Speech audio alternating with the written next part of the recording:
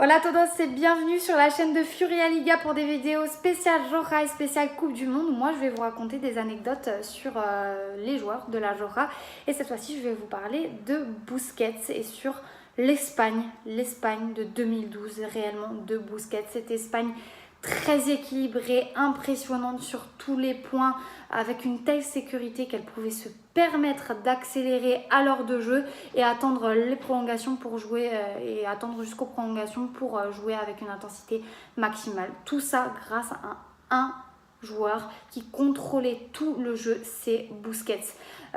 Sans un joueur sans aucun déchet cette année-là, qui ne perd jamais le ballon, ne se fait jamais déconcentré ou intimidé par n'importe quel pressing, qui n'a jamais raté une seule passe ou commis de fautes stupides. Cette année-là, quand même, Busquets, c'est 456 passes tentées en 5 matchs. Au début, 85% de passes réussies, 4 fautes commises en 480 minutes et 12 fautes subies. Il a terminé 10e de l'Euro, un Busquets tout simplement injouable. Et si Busquets a permis à la Roja ou même en club au FC Barcelone d'avoir connu tout simplement un contrôle que jamais ces équipes n'avaient pu atteindre auparavant.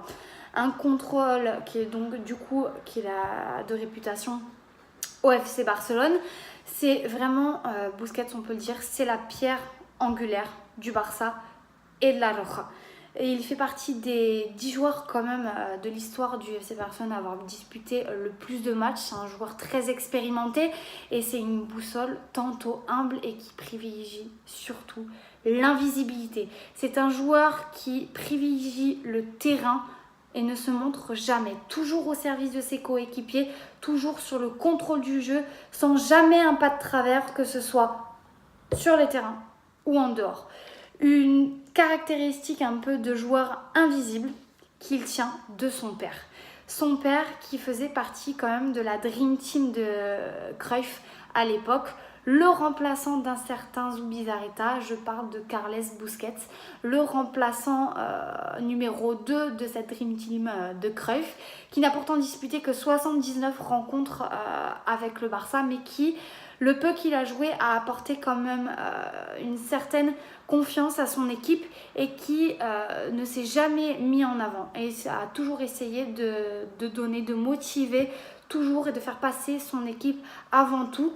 Donc un mélange de vaillants justement et de joueurs complètement décomplexés, tantôt invisibles aussi, qui tient de son père et surtout des caractéristiques de justicier et un joueur très généreux, des points de caractère qu'il tient par contre de sa maman. Busquets a toujours amené ses valeurs familiales dans son jeu, ce qui lui a sûrement permis d'être l'un des milieux de terrain les meilleurs tout simplement au monde, si ce n'est le meilleur avec tous les milieux du Barça avant lui comme Xavi, Iniesta, malheureusement qui ont quitté maintenant le club. C'est le seul qui reste en tant que pierre angulaire de l'entrejeu du FC Barcelone et qui à mon avis gardera le cap également avec la Roja. C'est un joueur qui a toujours été solidaire et qui préfère rester dans l'ombre pour mieux se concentrer justement sur son obsession du terrain et du ballon et du contrôle. On le voit sur plusieurs caractéristiques. Busquets, c'est un joueur notamment qui, à l'année 2012, a pu faire respecter cette fameuse règle des 5 secondes. Donc la fameuse règle des 5 secondes, c'est à la perte de balle. Les joueurs espagnols ont 5 secondes pour la récupérer, puis se replacer en position défensive si le pressing venait à échouer. C'est un joueur qui en apporte tellement, qui apporte tellement de plus-value au jeu, permet de garder un contrôle total sur celui-ci et apporte énormément et continue d'apporter énormément à son équipe, ce qu'il fera à mon avis encore lors de ce mondial. Voici pour la petite anecdote sur Busquets.